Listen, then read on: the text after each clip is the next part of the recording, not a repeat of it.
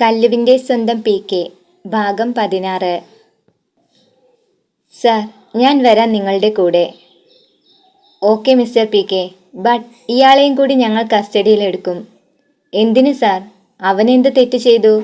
നിങ്ങൾ ചോദിക്കുന്ന ചോദ്യങ്ങൾക്കെല്ലാം കൃത്യമായി മറുപടി പറയാൻ എനിക്ക് സാധിക്കും. അതിൽ കൂടുതൽ എന്തു വേണം? കണ്ണൻ ഉത്കണ്ഠയോട് ചോദിച്ചു.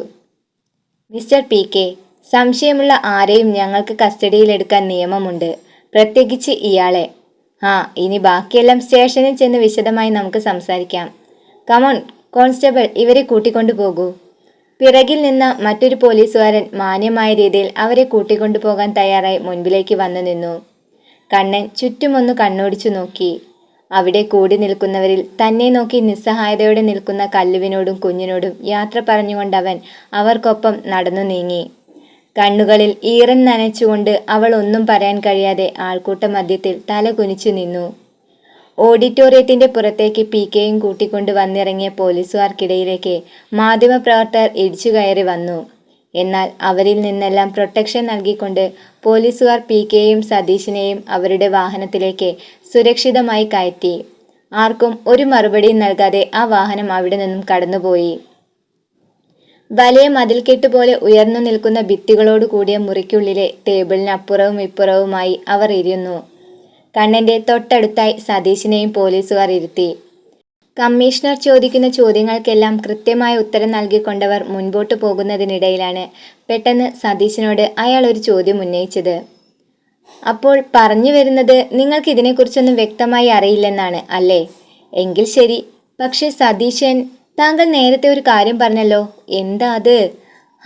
കണ്ണൻ ഒരിക്കലും അങ്ങനെയൊന്നും ചെയ്യാൻ സാധിക്കില്ലെന്ന് അല്ലേ? അതിനർത്ഥം നിങ്ങൾക്ക് അങ്ങനെ ചെയ്യാൻ സാധിക്കുമെന്നാണോ? അയ്യോ സാർ, ഞാൻ അങ്ങനെ ഉദ്ദേശിച്ചു പറഞ്ഞതല്ല. പിന്നെ താൻ എങ്ങനെയാ ഉദ്ദേശിച്ചത്?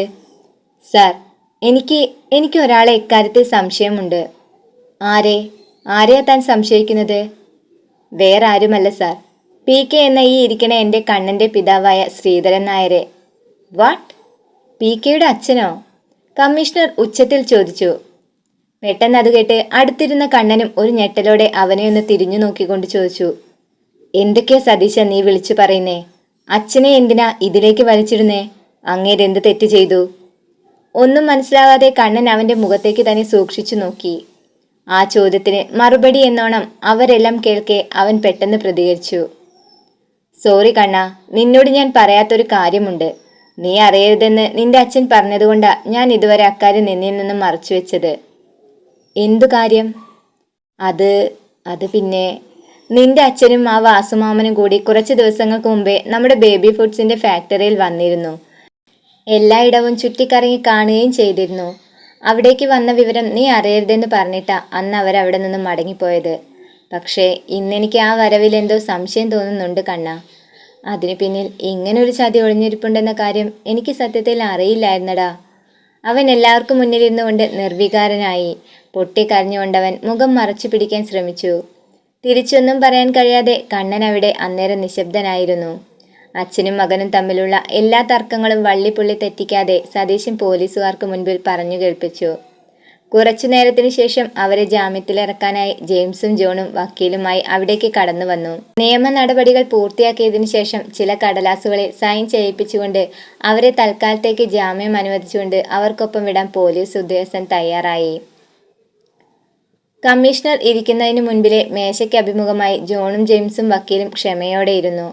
അവർക്ക് മുൻപിൽ നിവർത്തി വെച്ചിരുന്ന ചില കടലാസുകളിൽ ഒപ്പിടാനായി കണ്ണൻ പതിയെ കുനിഞ്ഞു തുടങ്ങി.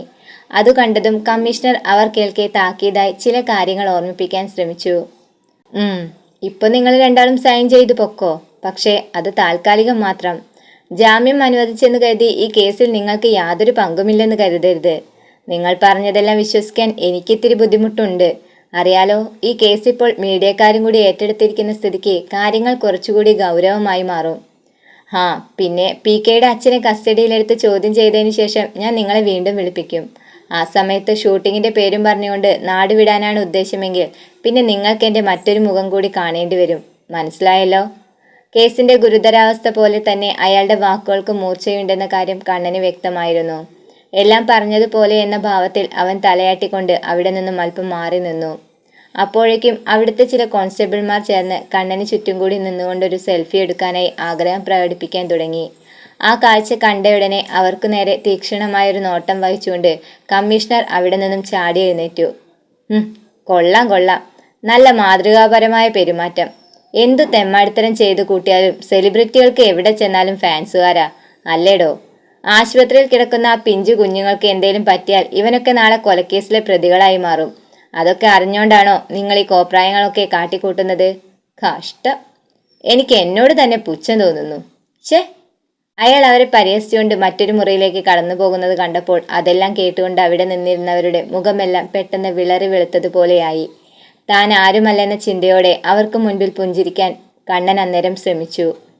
ഞങ്ങൾ കാരണമാണല്ലോ PK എന്ന സിനിമാ നടനെ ഇത്തരത്തിലൊരു ആക്ഷേപം കേൾക്കേണ്ടി വന്നതെന്ന കുറ്റബോധത്തോടെ കണ്ണന്റെ അരികിൽ വന്നു നിന്ന കോൺസ്റ്റബിൾമാരെല്ലാം അവനോട് സോറി പറഞ്ഞുകൊണ്ട് അവിടെ നിന്നും മാറി അകന്നു.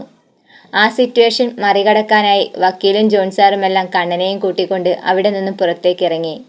കമ്മീഷണറുടെ പെരുമാറ്റത്തിൽ ദേഷ്യം തോന്നിയ സതീശൻ പുറത്തിറങ്ങിയപ്പോൾ തന്നെ അത് പ്രകടമാക്കാനും തുടങ്ങി. അയാൾ ആരാന്നാ വിചാരം? ഒരു പന്ന കമ്മീഷണർ വന്നിരിക്കുന്നു. കണ്ണൻ ഒരു ഫിലിം സ്റ്റാറാണെന്ന മര്യാദ പോലും അയാൾ കാണിച്ചില്ല. വൃത്തികെട്ടവൻ. അവന്റെ വാക്കുകളിൽ അയാളോടുള്ള ദേഷ്യം ആളിക്കത്തുകയാണെന്ന് മനസ്സിലാക്കിയ ആ കറുത്ത കോട്ടണിഞ്ഞ ജെന്റിൽമാൻ വക്കീൽ അദ്ദേഹം അവനോടായി പറഞ്ഞു. Cool down mister Satheesan, cool down. തനിക്ക് അയാളെ ശരിക്കും അറിയാഞ്ഞിട്ടാണ്. ആ കമ്മീഷണർ താൻ വിചാരിക്കും പോലൊരു ദുഷ്ടനൊന്നുമല്ല. He's a good man. ഞാൻ കണ്ടതിൽ വെച്ച് ഏറ്റവും നല്ല സത്യസന്ധനായ പോലീസുകാരനാണ് അദ്ദേഹം. മുഖം നോക്കാതെ നടപടിയെടുക്കാൻ അയാൾ ശ്രമിക്കും. അത് അവരുടെ ഡ്യൂട്ടി. അതിനെ കുറ്റപ്പെടുത്താൻ നമുക്കാവില്ലല്ലോ. തെറ്റ് ആര് ചെയ്താലും അത് തെറ്റ് തന്നെയാണ് മിസ്റ്റർ സതീശൻ. അണിഞ്ഞ കോട്ട് ഒന്നുകൂടി കുടഞ്ഞു പിടിച്ചുകൊണ്ടയാൾ അവനെ നോക്കിയത് പറഞ്ഞപ്പോൾ തിരിച്ചൊന്നും പറയാൻ മറുപടിയില്ലാത്തതിന്റെ നൈരാശ്യത്തിൽ അവൻ താടി ഒഴിഞ്ഞുകൊണ്ട് കണ്ണൻ അരികിലേക്ക് ചേർന്ന് നിന്നു. അതിനിടയിലാണ് ജെയിംസ് കമ്മീഷണർ സാറിനെ ഒന്നുകൂടി കാണുവാൻ വേണ്ടി അദ്ദേഹം ഇരിക്കുന്ന മുറിയിലേക്ക് അനുവാദത്തോടെ ചെന്ന് കയറിയത്. സാർ, ജെയിംസ് ഭവ്യതയോട് വിളിച്ചു. ഫയലുകൾ മറച്ചുകൊണ്ടിരിക്കുന്നതിനിടയിൽ അയാൾ പതിയെ തിരിഞ്ഞു നോക്കി. എന്തു വേണം? എനിക്കൊരു കാര്യം അറിയാൻ. Please come on. അയാൾ ഫയൽ മേശയ്ക്ക് മുകളിൽ വെച്ചുകൊണ്ട് ജെയിംസിനെ അവിടേക്ക് ക്ഷണിച്ചുകൊണ്ട് ചോദിച്ചു. Tell me, what's the matter? എന്താ നിങ്ങൾക്ക് അറിയേണ്ടത്? സാർ, കുറച്ചു മുൻപ് അപ്പുറത്തെ മുറിയിൽ വെച്ച് സാർ ഒരു കാര്യം പറഞ്ഞില്ലായിരുന്നോ? എന്ത് കാര്യം? കണ്ണൻ്റെ അച്ഛനെ എങ്ങാണ്ട് ചോദ്യം ചെയ്യണമെന്നോ കസ്റ്റഡിയിൽ എടുക്കണമെന്നൊക്കെ പറഞ്ഞു കേട്ടല്ലോ. എന്താ സാർ, ശരിക്കും എന്നതാ പ്രശ്നം? അത് താൻ അറിയേണ്ട കാര്യമല്ല. It's my duty. അയാൾ ശബ്ദം ഉയർത്തിക്കൊണ്ട് പറഞ്ഞു. അറിയാം സാർ, അത് നിങ്ങളുടെ ജോലിയാണെന്നറിയാം. പക്ഷേ എന്നതാന്ന് വെച്ചാ കണ്ണൻ്റെ അച്ഛൻ ഗ്രാമത്തിലെ സ്റ്റേഷനറി കട നടത്തുന്ന ഒരു സാധു മനുഷ്യനാ. അങ്ങേര് ഒരു തെറ്റും ചെയ്യില്ല. അങ്ങേര് എന്തിനാ ഈ കേസിലേക്ക് വെറുതെ വലിച്ചിരുന്നത് സാർ? ജെയിംസിന്റെ സംശയം തികച്ചും ന്യായമാണെന്ന് തോന്നിയ കമ്മീഷണർ അതിനു മറുപടി പറയും മുൻപേ മറുചോദ്യവുമായി ജെയിംസിന്റെ അടുത്തേക്ക് ചെന്ന് നിന്നുകൊണ്ട് പുഞ്ചിരിച്ചു. സ്വന്തം മകനേക്കാൾ വിശ്വാസമാണോ ശ്രീധരൻ നായർ എന്ന ആ മനുഷ്യനെ നിങ്ങൾക്ക്? ആ ചോദ്യത്തിൽ പകച്ചുകൊണ്ട് ജെയിംസ് അമ്പരപ്പോടെ കമ്മീഷണറുടെ മുഖത്തേക്കൊന്ന് നോക്കി. എന്നത് സാറേ അങ്ങനെ ചോദിച്ചേ? എനിക്ക് പിടികിട്ടിയില്ല. മിസ്റ്റർ, എന്താ തൻ്റെ പേര് പറഞ്ഞത്? അയാൾ നെറ്റി തടവിക്കൊണ്ട് തിരിഞ്ഞു നിന്ന് ചോദിച്ചു. ജെയിംസ്. അതാ സാറേ എൻ്റെ പേര്. ജെയിംസ്. PKയുടെ അച്ഛനെതിരെ മൊഴി തന്നിരിക്കുന്നത് അയാളുടെ തന്നെ മാനേജറായ സതീശനാണ്. കൂടാതെ ഫാക്ടറിയിൽ നിന്നും ഞങ്ങൾക്ക് ലഭിച്ച CCTV ദൃശ്യങ്ങളിൽ നിന്നും ഈ പറയുന്ന ശ്രീധരൻ നായർ എന്ന വ്യക്തി അവിടെ ചെന്നതിനുള്ള തെളിവുകളും കിട്ടിയിട്ടുണ്ട്. അയാൾ എന്തിനവിടെ പോയതെന്നോ എന്നാണ് വന്നതെന്നോ തുടങ്ങിയ കാര്യങ്ങളൊന്നും PK എന്ന മകൻ ഇതുവരെ അറിഞ്ഞിട്ടില്ലാത്ത സംഭവങ്ങളാണ്. ഒരുപക്ഷെ അയാൾ തെറ്റൊന്നും ചെയ്തിട്ടില്ലായിരിക്കാം. പക്ഷേ തെളിവുകളുടെ അടിസ്ഥാനത്തിൽ ഞങ്ങൾക്ക് അയാളെ ചോദ്യം ചെയ്യാതെ പറ്റില്ല. സോ അയാളെ ഞങ്ങൾക്ക് കസ്റ്റഡിയിൽ എടുക്കാതിരിക്കാൻ പറ്റില്ല മിസ്റ്റർ ജെയിംസ്. ജെയിംസിന് ചുറ്റും വലം വെച്ചുകൊണ്ട് കമ്മീഷണർ അവതരിപ്പിച്ച കാര്യങ്ങളെല്ലാം കേട്ടുകൊണ്ടൊരു നിമിഷം നിശ്ചലനായി നിൽക്കാനേ അയാൾക്ക് സാധിച്ചുള്ളൂ. ആ മനസ്സിനെ അല്പസമയം മരവിപ്പിച്ചു നിർത്താൻ അത് തന്നെ ധാരാളമായിരുന്നു. എങ്കിലും ശ്രീധരൻ നായർ എന്ന മനുഷ്യന്റെ സത്യം വിളിച്ചു പറയാൻ അയാൾ ആവുന്നതും കിണഞ്ഞു പരിശ്രമിച്ചു. ഇല്ല സാർ, ആ മനുഷ്യനെ അറിയുന്നവരാരും ഇതൊന്നും അംഗീകരിച്ച് തരത്തില്ല. ഇതിൻ്റെയൊക്കെ പിറകിൽ ആരോ പ്ലാൻ ചെയ്ത് കളിക്കുന്നുണ്ട്. ആ പാവം മനുഷ്യനെ ബലിയാടാക്കാൻ വേണ്ടി ആരോ മനഃപൂർവ്വം സൃഷ്ടിച്ചെടുത്തതാണ് ഈ സംഭവം. തൻ്റെ ഉള്ളിലെ മനുഷ്യത്വം ഉണർന്നു പ്രവർത്തിക്കാൻ പരമാവധി അയാൾ ശ്രമിച്ചു. ശ്രീധരൻ നായരെ ന്യായീകരിച്ചുകൊണ്ട് ജെയിംസ് അവിടെ തന്നെ നിന്ന് പ്രസംഗിക്കുന്നത് കണ്ടപ്പോൾ കമ്മീഷണർക്കും ഉൾക്കൊള്ളാൻ അല്പം പ്രയാസമായി. ഹേ, നിങ്ങൾ എന്തൊക്കെയായി പറയുന്നത്? അയാൾ നിരപരാധിയാണോ ഇല്ലയോ എന്നൊക്കെ കോടതിയും തെളിവുകളും വിളിച്ചു പറഞ്ഞോളും. പിന്നെ സ്വന്തം മകനില്ലാത്ത ഫീലിങ്സ് എന്തിനാടോ തനിക്ക്? ഇനി ഇവിടെ നിന്ന് സമയം കളയാതെ എത്താൻ പോകാൻ നോക്ക്. ചെല്ല്. പുറത്തേക്കുള്ള വാതിലിനു നേരെ കൈ നീട്ടിക്കൊണ്ടയാൾ പറഞ്ഞു. കമ്മീഷണർക്ക് നേരെ ദയനീയമായൊരു നോട്ടം വഹിച്ചുകൊണ്ട് ഇനിയും താൻ അവിടെ നിൽക്കുന്നതിൽ അർത്ഥമില്ലെന്ന് മനസ്സിലാക്കിയ ജെയിംസ് നിരാശയോടെ പുറത്തേക്കിറങ്ങി വന്നു. അപ്പോഴേക്കും എല്ലാവരും അവരവരുടെ വാഹനത്തിൽ കയറി സ്ഥാനമുറപ്പിച്ചിരുന്നു. അയാളുടെ മുഖത്തെ നിരാശ കണ്ട മാത്രയിൽ ജോണിനും എന്തോ പന്തികേടുള്ളതുപോലെ അനുഭവപ്പെട്ടു. എന്നാൽ ആ സാഹചര്യത്തിൽ അതിനെക്കുറിച്ച് ചോദിക്കാതെ അയാൾ മനഃപൂർവ്വം ഒഴിഞ്ഞുമാറി. താനറിയാത്ത എന്തൊക്കെയോ രഹസ്യങ്ങൾ ജെയിംസിലുണ്ടെന്ന് അയാൾക്കും അന്നേരം ബോധ്യമായിരുന്നു. അധികം വൈകാതെ ശ്രീധരൻ നായരെ പോലീസുകാർ ചേർന്ന് കസ്റ്റഡിയിലെടുത്തു. സതീശന്റെ മൊഴിയുടെ അടിസ്ഥാനത്തിൽ ശ്രീധരനെ മാത്രമേ അവർ സ്റ്റേഷനിലേക്ക് കൊണ്ടുപോയതുള്ളൂ. ഈ വിവരം അറിഞ്ഞയുടൻ സുമ ബോധരഹിതയായി നിലം പറ്റി വീണു. വാസുവും നാട്ടുകാരും ചേർന്ന് അവരെ ഹോസ്പിറ്റലിൽ എത്തിച്ചതിനു ശേഷം വേണ്ട സഹായങ്ങളെല്ലാം ചെയ്തു കൊടുത്ത് അവർക്ക് കൂട്ടായി അവിടെ തന്നെ നിൽക്കാൻ തീരുമാനിച്ചു. തൻ്റെ വാശിയും നിർബന്ധത്തിനും വഴങ്ങിയാണ് കണ്ണൻ്റെ ഫാക്ടറിയിലേക്ക് കയറാൻ ശ്രീധരൻ സമ്മതിച്ചതെന്ന വേദനയും കുറ്റബോധവും അയാളുടെ മാനസിക നിലയും തകരാറിലാക്കി. താൻ കാരണം തൻ്റെ ആത്മമിത്രൻ ജയിലിലാകുമോ എന്ന ഭയവും അയാളെ വേദനയിലാക്കിയിരുന്നു. സുഹൃത്തിനെ രക്ഷിക്കാൻ എന്തെങ്കിലും ഒരു മാർഗം കാണിച്ചു തരണേ എന്നയാൾ നിറകണ്ണുകളോടെ ആ ഹോസ്പിറ്റൽ വരാന്തയിലിരുന്നു കൊണ്ട് പ്രാർത്ഥിച്ചു. ഇതേസമയം ന്യൂസ് ചാനലുകളിലെ വാർത്ത കണ്ടറിഞ്ഞ കല്ലുവിനും ആ കാഴ്ച സഹിക്കാൻ കഴിയുന്നതിനും അപ്പുറമായിരുന്നു. പോലീസുകാരുടെ മധ്യത്തിൽ ഒരു കുറ്റവാളിയെപ്പോലെ നടന്നു നീങ്ങുന്ന അച്ഛൻ്റെ രൂപം ആ മനസ്സിനെയും മുറിവേൽപ്പിച്ചു. അന്തസ്സും അഭിമാനവും മുറുകെ പിടിക്കുന്ന ആ മനുഷ്യന്റെ ശിരസ് എല്ലാവർക്കും മുൻപിൽ താഴ്ന്നിരിക്കുന്നത് അവൾ സ്ക്രീനിലൂടെ വ്യക്തമായി കണ്ടു. എല്ലാം അറിഞ്ഞും മനസ്സിലാക്കിയും നിശബ്ദത പാലിച്ചിരിക്കുന്ന കണ്ണൻ്റെ മുൻപിലേക്ക് അവൾ വെറി പൂണ്ട് പാഞ്ഞു ചെന്നു. കുളി കഴിഞ്ഞ് ഈറൻ മുടി ടവൽ ഉപയോഗിച്ചവൻ മുൻപിലുള്ള വലിയ ദർപ്പണത്തിൽ നോക്കി തുവർത്തുന്നതിനിടയിലാണ് തൻ്റെ പിറകിൽ വീർത്തുകെട്ടിയ മുഖവുമായി കല്ല് വന്നു നിൽക്കുന്നതവൻ ശ്രദ്ധിക്കാനിടയായത്. തുവർത്തുന്നത് മതിയാക്കിയതിനു ശേഷം ടവൽ എടുത്തവൻ തോളിലിട്ട ശേഷം മുഖം ചുളിച്ചുകൊണ്ട് ചോദിച്ചു, എന്താ എന്താ കാര്യം?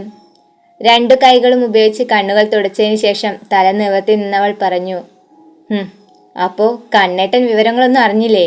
അതോ അറിഞ്ഞിട്ടും അറിയാത്ത പോലെ എൻ്റെ മുൻപിൽ അഭിനയിക്കണോ? ആയിരിക്കും. അല്ലേലും ഈയിടെയായി നിങ്ങളിപ്പോൾ അഭിനയിക്കാൻ മിടുക്കനായി തീർന്നല്ലോ അല്ലേ? പരിഹാസം നിറഞ്ഞ അവളുടെ ആ മറുപടി കേട്ടതും കണ്ണൻ കൈവിരലുകൾ കൂട്ടിപ്പിടിച്ചു നിന്നു. പല്ലുകൾ അമർത്തി കടിച്ചുകൊണ്ടവൻ ഉച്ചത്തിൽ അലറി, കല്ലു, സൂക്ഷിച്ച് സംസാരിക്കണം. ഒരു പ്രശ്നം വന്നാൽ കൂടെ നിൽക്കാതെ കുറ്റപ്പെടുത്താനാണോ നീ ശ്രമിക്കുന്നത്? സംശയമുള്ളവരെല്ലാം പോലീസുകാരെ അറസ്റ്റ് ചെയ്തെന്ന് വരും. തെളിവുകളെല്ലാം അങ്ങേർക്കെതിരാണ്. അതിലെനിക്കെന്ത് ചെയ്യാനാകും? സ്വന്തം ഭാഗം ന്യായീകരിച്ച് ഫലിപ്പിക്കാൻ ശ്രമിക്കുന്ന കണ്ണൻ്റെ മറുപടിയിൽ ഒട്ടും തൃപ്തി വരാതെ അവൾ വീണ്ടും സംസാരിക്കാൻ തുടങ്ങി. വേണ്ട കണ്ണേട്ടാ, നിങ്ങൾ എത്ര ന്യായീകരിക്കാൻ ശ്രമിച്ചാലും ഞാൻ അത് വിശ്വസിക്കില്ല. ജന്മം തന്ന പിതാവിനെയാണ് നിങ്ങളെല്ലാവരും ചേർന്ന് ഒരു കുറ്റവാളിയാക്കി തീർത്തത്. ആ മനുഷ്യനെ പോലീസുകാരെല്ലാം ചേർന്ന് വിലങ്ങണിയിച്ച് കൊണ്ടുപോകുന്നത് കണ്ട് ചങ്ക തകർന്നിരിക്കുന്ന മറ്റൊരു ജന്മം കൂടി അവിടെയുണ്ടെന്ന കാര്യം കണ്ണേട്ടൻ മറന്നുപോയി കാണും.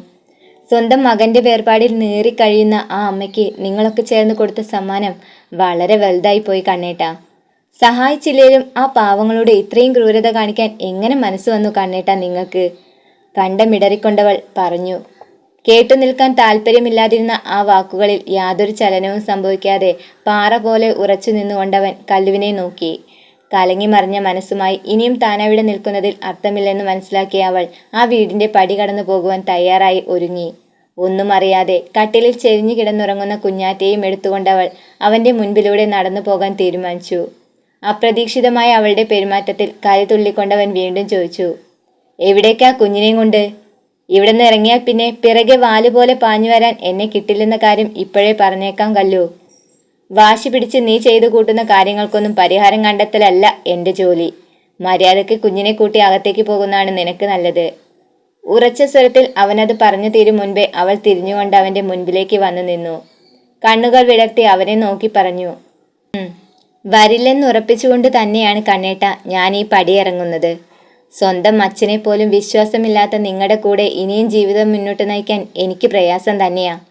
നിങ്ങളൊരു പക്ഷെ നിങ്ങളുടെ മനസ്സിൽ നിന്ന് ആ പാവങ്ങളെ എന്നേക്കുമായി വലിച്ചെറിഞ്ഞു കാണും. പക്ഷേ ഞാൻ ഒരിക്കലും അവരെ ഉപേക്ഷിച്ചിട്ടില്ല കണ്ണേട്ടാ. ഒരനാഥയായ എനിക്ക് ആ അച്ഛനും അമ്മയും വാരിക്കോരി തന്ന സ്നേഹം ഇന്നും ഈ നെഞ്ചിൽ മങ്ങലേൽക്കാതെ നിൽക്കണുണ്ട്. ആ നന്ദിയെങ്കിലും എനിക്ക് അവരോട് കാണിക്കണം.